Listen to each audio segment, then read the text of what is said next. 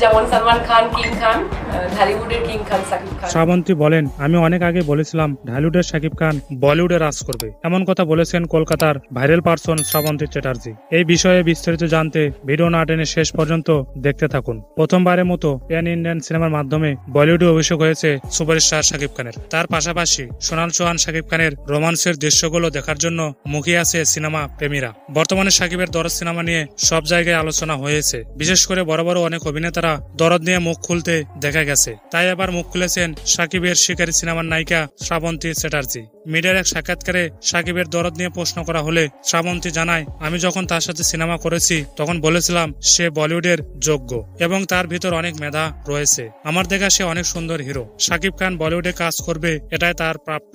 শ্রাবন্তী আরো বলেন, বলিউডের প্রথম সারির নায়কদের পাশে নাম লেখাবেন শাকিব খান, এমনটাই আশা করছি আমি। এমনকি বলিউডে একদিন রাজত্ব করবে সে, যেটা কলকাতার কোনো নায়ক পারেনি সেটাই করে দেখাবে বাংলাদেশের সুপারস্টার শাকিব খান।